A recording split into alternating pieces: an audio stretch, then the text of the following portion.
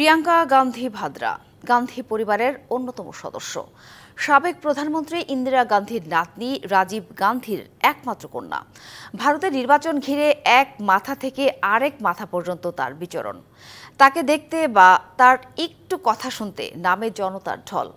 দেশটির রাজনৈতিক বিশ্লেষকরা বলছেন, এবারের নির্বাচনে প্রিয়াঙ্কা কংগ্রেস জোটের সবচেয়ে বড় ইম্প্যাক্ট প্লেয়ার। তবে সবারই প্রশ্ন, প্রিয়াঙ্কা কি শুধু নির্বাচনে প্রচারই করে যাবেন? নিজে প্রার্থী হবেন কবে? ইন্দিরা গান্ধী ভারতের জনপ্রিয় প্রধানমন্ত্রী। ছোট্ট নাতনি প্রিয়াঙ্কার সঙ্গে খুনসুটি করার ছবি এখনো মাঝে মধ্যেই গণমাধ্যমে আসে।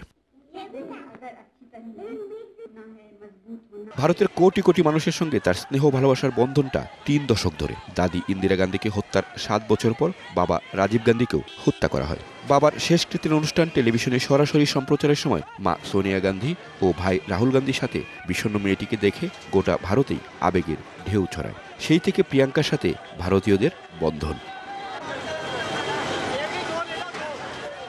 বাবা, দাদি ও প্রপিতা নেহরু সবাই ভারতের প্রধানমন্ত্রী ছিলেন। ভারতের মানুষ ধরিয়ে নিয়েছিলেন প্রিয়াঙ্কাও রাজনীতিতে এসে পরিবারের ঐতিহ্য রক্ষা করবেন, কিন্তু সরাসরি কংগ্রেসের দায়িত্ব পান বছর ৫ আগে। दुनिया के सारे प्रधानमंत्री, दुनिया के सारे राष्ट्रपति आपके साथ हैं और आप अकेले लड़ रहे हैं। मंच पे आते हैं चुनाव के समय, रोने लगते हैं बच्चे की तरह।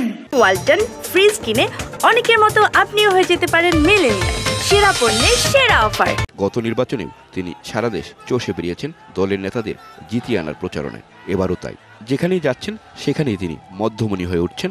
স্লোগান উঠে তারই নামে। বারবার সুযোগ আসলেও ভোটে তিনি প্রার্থী হচ্ছেন না।